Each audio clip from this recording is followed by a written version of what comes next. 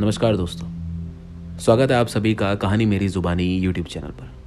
दोस्तों, आज आप लोगों के लिए लेकर आया हूँ एक भूतिया हॉस्पिटल की बेहद ही डरावनी कहानी, जिसमें माना जाता है कि आज भी एक बहुत ही बुरे जिन का साया मौजूद है।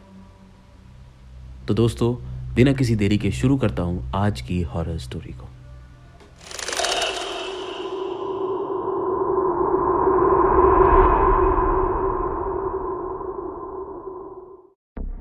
एक भूतिया अस्पताल जो बनने के बाद एक भी दिन नहीं चला, जहां पर ना ही कोई डॉक्टर आया ना ही कोई मरीज। उसकी भूतिया हरकतों से वो अस्पताल एक भी दिन चालू नहीं हो सका। आसपास के सारे लोग उस अस्पताल के बारे में जानते थे कि वो अस्पताल बेहद डरावना है। लेकिन दो लड़के जिनकी उम्र 20-21 साल थी, और उन दोनों का नाम समीर और विपिन, उन दोनों ने फैसला किया था कि वो दोनों उस अस्पताल को देखने जाएंगे कि क्या सच में वो अस्पताल एक भूतिया अस्पताल है, क्या सच में उस अस्पताल में कोई जिन मौजूद है।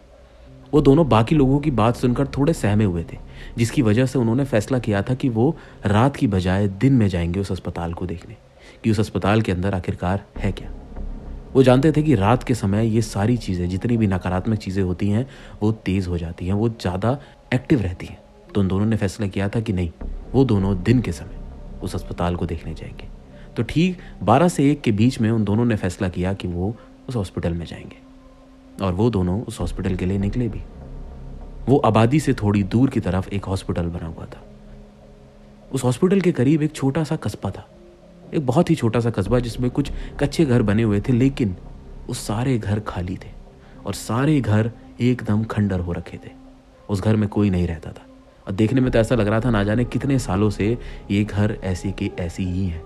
और उसी के ठीक बगल में ही वो अस्पताल बना हुआ था, एक छोटा सा अस्पताल जो बिल्कुल खंडर हो चुका था। इन दोनों ने उस अस्पताल में जाने का फैसला किया। वो दोनों धीरे धीरे करके अस्पताल के पास गए। अस्पताल की भी हालत बहुत ज़्यादा ख़राब थी। उसका पेंट उतर रहा था, कई जगह से दीवारों पर दरार थी, दीमकें लगी हुई थी। अस्पताल की हालत देखने में ठीक नहीं लग रही थी, क्योंकि वो काफ़ी सालों से इसी बंजर हाल में था। वो दोनों हॉस्पिटल के मेन गेट के पास पहुंचे, लेकिन वो मेन गेट बहुत ही बुरी तरीके से बंद किया हुआ था। दोस्तों, उस गेट को ना ही किसी ताले से बंद किया था, ना ही किसी और चीज़ से उस गेट को बंद किया था, बल्कि उस मेन गेट की कुंडी को बेल्ट कर दिया गया था। जी हाँ, उसको बेल्ट कर दिया गया था कि वो किसी भी सूरत में वो कुंडी खुल ही ना पाए।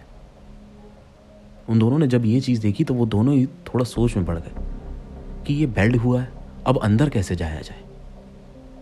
वो दोनों सोचते रहे, लेकिन उसके बाद उन दोनों ने थोड़ा हॉस्पिटल के चारों तरफ घूमना शुरू किया। जब वो थोड़ा पीछे की तरफ गए तो उन्होंने देखा कि वहाँ पर एक लकड़ी का दरवाज़ा मौजूद था और वो नीचे से टूटा हुआ था। उन दोनों ने फैसला किया कि वो दोनों इसी टूटे हुए दरवाजे से होकर हॉस्पिटल के अंदर जाएंगे, और वो दोनों उसी टूटे हुए रास्ते से होकर हॉस्पिटल के अंदर चले गए। सोचने वाली बात थी कि वो हॉस्पिटल का गेट बाहर से बेल्ट किया हुआ था, मतलब उस हॉस्पिटल के अंदर कोई जाए ना, इसी वजह से वो बेल्ट किया हुआ था। लेकिन उन दोनों ने ये बात भी नहीं सोची और वो दोनों किसी तरह उस हॉस्पिटल के अंदर पहुंच गए। अंदर गए तो देखा कि अंदर बहुत ज़्यादा धूल हो रखी थी, कई जगह मकड़ियों के जाले लगे हुए थे और अजीब सी ही बदबू आ रही थी, क्योंकि वो काफ़ी सालों से बंद था। लेकिन उन दोनों ने इन चीज़ों की परवाह ना करते हुए हॉस्पिटल को देखना शुरू किया। वो एक एक करके कमरों की तरफ बढ़ने लगे। उन दोनों ने सबसे पहले एक चीज़ ये गौर करी कि इस हॉस्पिटल में करीब 15 से 16 कमरे बने हुए थे। वो छोटा ही हॉस्पिटल था, लेकिन आधे से ज़्यादा कमरों के जो लकड़ी के गेट थे वो नीचे से टूटे हुए थे। उन दोनों ने जब ये चीज़ देखी तो आपस में ही बात करने लगे और पूछने लगे कि यार ये क्या चीज़ है। बड़ी ही अजीब चीज़ है कि हर लकड़ी का गेट जो नीचे से है वो टूटा हुआ है, ऐसा क्यों। कि तभी उन लोगों को एक बात याद आई कि लोगों का कहना ये भी था कि जब ये अस्पताल अपनी आखिरी चरण पे था बनने के, मतलब जब इस हॉस्पिटल की फिनिशिंग चल रही थी, तब यहाँ पर कोई अजीब घटना हुई थी जिसकी वजह से यहाँ पे काम कर रहे मजदूर अपनी जान बचाकर भागे थे। तो उन दोनों को लगा कि कहीं ये चीज़ उसी घटना से मिलती जुलती तो नहीं। लेकिन उन दोनों ने इस चीज़ पर ज़्यादा गौर नहीं दिया और आगे की तरफ बढ़ चले। उन दोनों ने साथ मिलकर पहले हर एक एक कमरे को बारीकियत से देखना शुरू किया। जिस भी कमरे में जाएं तो देखें अंदर बहुत ज़्यादा धूल मिट्टी हो रही थी, मकड़ी के जाले थे और कुछ नहीं, और एकदम वो खाली। लेकिन दीवारों पर उन्हें कुछ अजीब तरीके के निशान दिख रहे थे, लेकिन उन्हें समझ में नहीं आ रहे थे कि ये निशान है कैसे। उन्हें लगा कि शायद यहाँ पे जब काम चल रहा होगा तो ये निशान तभी पड़ गए थे, लेकिन हर कमरे में ऐसे छोटे मोटे निशान उन्हें दिखाई दे ही रहे थे। पहले तो इन्होंने साथ मिलकर 2 से 3 कमरे देखे, लेकिन उसके बाद इन दोनों ने फैसला किया कि कमरे थोड़े ज़्यादा हैं तो एक काम करते हैं, हम दोनों अलग अलग हो जाते हैं। तुम आगे वाले कमरे में देखो, मैं इन कमरे में देखता हूँ, इसे करके ये काम थोड़ा जल्दी निपट जाएगा। तो उन दोनों ने फैसला किया कि यही करते हैं। विपिन आगे चला गया और समीर पीछे खड़े होकर कमरों को देखने लगा। वो दोनों एक एक कमरे को बड़ी बारीकियत से देख रहे थे। ये ढूंढने की कोशिश कर रहे थे कि क्या सच में इस हॉस्पिटल में कोई भूत मौजूद है, कोई जिन की मौजूदगी है। वो यही देखते हुए आगे बढ़ ही रहे थे कि तभी समीर को विपिन की चिल्लाने की आवाज़ आई, जिसे सुन समीर थोड़ा घबराया और एकदम से बाहर निकला। जैसे ही वो बाहर निकला तो देखा कि विपिन आगे की तरफ खड़ा हुआ है। समीर भागकर विपिन के पास गया तो देखा कि विपिन एक कमरे की तरफ देखे जा रहा था। समीर ने पूछा विपिन से कि क्या हुआ तुझे। विपिन घबराता हुआ बोला कि मैंने यार एक चीज़ देखी। समीर बोला कि क्या देखा, मुझे बता। तो विपिन ने बोला कि मैं इस कमरे से होता हुआ जैसे ही इस वाले कमरे के सामने आया और जैसे ही मैंने इसका गेट खोला तो मेरी आंखों के सामने मैंने एक छोटा सा काला साया देखा, जो मेरे गेट खोलते के साथ ही दीवार के आर पार चला गया। ये बात सुनकर समीर भी थोड़ी देर के लिए चुप हो गया।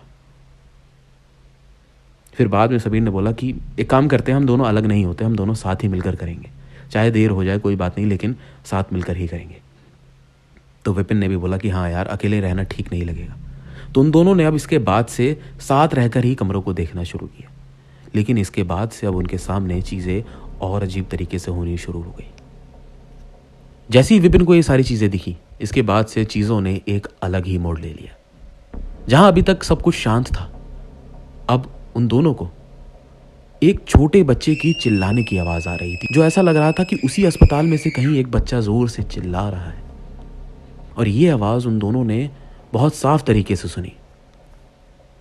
जब उन दोनों ने एक चिल्लाने की आवाज़ सुनी तो वो दोनों एक दूसरे का चेहरा देखने लगे और आपस में ही पूछने लगे कि तूने आवाज़ सुनी। उन दोनों ने बोला कि हाँ यार, हमने एक बच्चे की चिल्लाने की आवाज़ सुनी, लेकिन उस हॉस्पिटल में उन दोनों के अलावा तो कोई था ही नहीं। वो दोनों कुछ देर के लिए शांत खड़े हो गए, पर वो दोबारा चिल्लाने की आवाज़ उस बच्चे की आई नहीं। सोचने वाली बात यह थी कि अगर ये हॉस्पिटल से नहीं आ रही तो आसपास से आनी चाहिए, लेकिन आसपास में जो आबादी वाला कबीला था वो तो एकदम खाली था, उसमें तो कोई रहता ही नहीं था, तो वहां पे भी कोई बच्चा मौजूद हो ही नहीं सकता। तो ये बच्चे की आवाज़ आ कहाँ से रही है। वो दोनों ये चीख सुनने के बाद थोड़ा घबरा गए थे, लेकिन उसके बावजूद भी दोनों ने अपने अंदर हिम्मत जगाई और आगे ये सारी चीज़ें देखनी शुरू करी। वो एक कमरे से निकल के दूसरे कमरे में जाना उन्होंने शुरू कर दिया।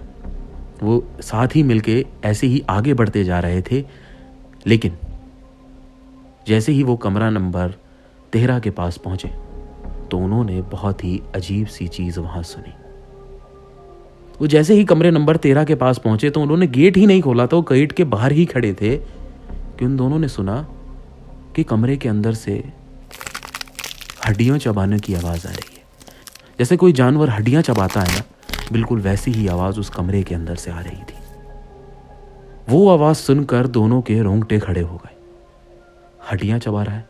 कौन हड्डियां चबा रहा है? कमरे के अंदर कौन है भाई? वो दोनों कुछ देर के लिए तो खड़े रहे, लेकिन हिम्मत करके उन दोनों ने वो कमरे का गेट आखिरकार खोला।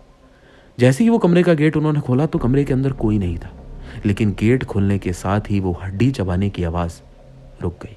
एकदम शांति। अब कोई भी आवाज़ नहीं आ रही थी, लेकिन एक चीज़ थी। अभी इन्होंने जितने भी कमरे पीछे देखे थे उस अस्पताल के, वो सिंगल कमरे थे, लेकिन 13 नंबर का एक इकलौता ऐसा कमरा था जिस कमरे के अंदर एक और कमरा छोटा सा बना हुआ था। यानी कि उस कमरे के अंदर एक और गेट था जिससे दूसरे कमरे का जाने का रास्ता बना हुआ था। और वो आवाज़ हो ना हो वहीं से आ रही थी, क्योंकि इस कमरे में कोई नहीं था। ये दोनों हिम्मत करके उस 13 नंबर कमरे के अंदर गए। ये उस कमरे के अंदर गए, इन्होंने उस पहले बाहर वाले कमरे को चारों तरफ से देखा, इन्हें कुछ दिखाई नहीं दिया। तो फिर ये धीमे धीमे वो जो उस 13 नंबर कमरे के अंदर एक और गेट बना हुआ था, ये उस गेट के करीब पहुंचे। लेकिन जैसे ही उस गेट के करीब पहुंचे तो इन दोनों को एक जानवर की घुर्राने की आवाज़ आई। जैसे कोई जानवर किसी इंसान को गुस्से में देख के घुर्राता है, ठीक बिल्कुल वैसी आवाज़ इन दोनों ने सुनी। जिसे सुनने के बाद ये कुछ कदम पीछे हो गए। अब खतरा बढ़ चुका था। दोनों ने एक दूसरे की तरफ देखकर बोला कि यार अब बता क्या करना है, क्योंकि अब कुछ भी हो सकता है। गुर्राने की आवाज़ आ रही है, कहीं कोई जानवर अंदर मौजूद ना हो। लेकिन अंदर जानवर गया तो गया कैसे? सोचने वाली बात तो ये भी थी। वो ये दोनों आपस में बात कर ही रहे थे कि तभी दोबारा से इन दोनों को हड्डी चबाने की आवाज़ आनी फिर से शुरू हो। और वो उनको जब दोबारा सुनाई दी तो ये और ज़्यादा घबराने लगे कि यार ये आवाज़ तो फिर से आनी शुरू हो गई, अब क्या करें। खड़े रहे, एक दूसरे की शक्ल देखते रहे, सोचते रहे मनी मन। फिर आखिरी में जाकर दोनों ने फैसला किया कि यार अब इतना कर लिया है, अब इसे खोल के देख ही लेते हैं कि अंदर कौन है। दोनों ने आपस में सहमति बनाई और फैसला किया कि ये गेट खोलेंगे। और दोनों गेट खोलने के लिए आगे बढ़े। दोनों ने हिम्मत करके गेट की बाहर से कुंडी खोली और गेट को अंदर की तरफ खोला।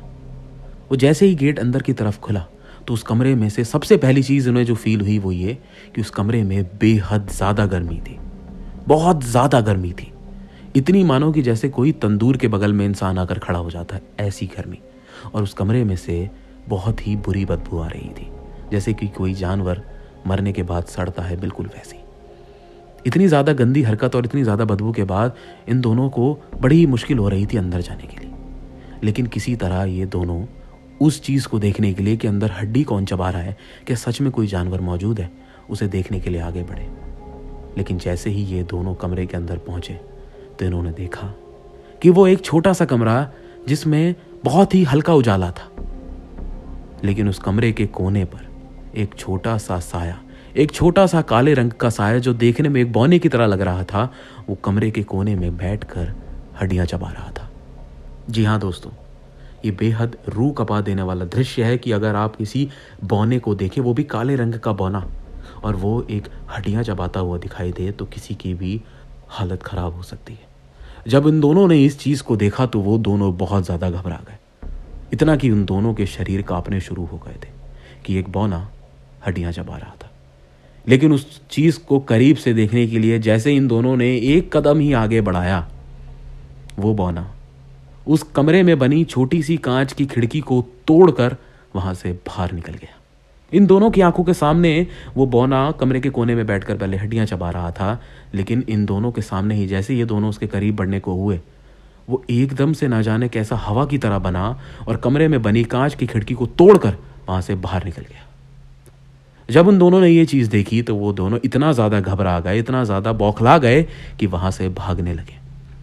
वहां से भागते हुए ये उसी गेट के पास आए जिस गेट से, ये लकड़ी के गेट से इस हॉस्पिटल के अंदर आए थे, क्योंकि अब ये वहां नहीं रुकना चाहते थे, क्योंकि इन दोनों ने इतना साफ सबूत देख लिया था कि इससे बड़ा कोई और सबूत हो नहीं सकता था। ये उस गेट के पास आए और धीरे धीरे कर वहां से निकलने लगे। लेकिन जब ये उस गेट से बाहर आ रहे थे, इन्हें तब भी अपने पीछे से किसी की गुर्राने की आवाज़ साफ सुनाई दे रही थी। लेकिन ये दोनों वहां से बाहर निकले, इन्होंने पीछे मुड़कर नहीं देखा और वहां से भाग गए। लेकिन जब ये दोनों हॉस्पिटल से बाहर निकलने के बाद उस कबीले के पास से भी गुजर रहे थे तो ये दोनों आपस में बात करके ये कह रहे थे कि हो ना हो इस कबीले में भी उस जिन की मौजूदगी ज़रूर होगी, क्योंकि ये कबीला ऐसी वीरान नहीं हुआ है, यहाँ पे भी कोई ना कोई नकारात्मक ऊर्जा ज़रूर होगी।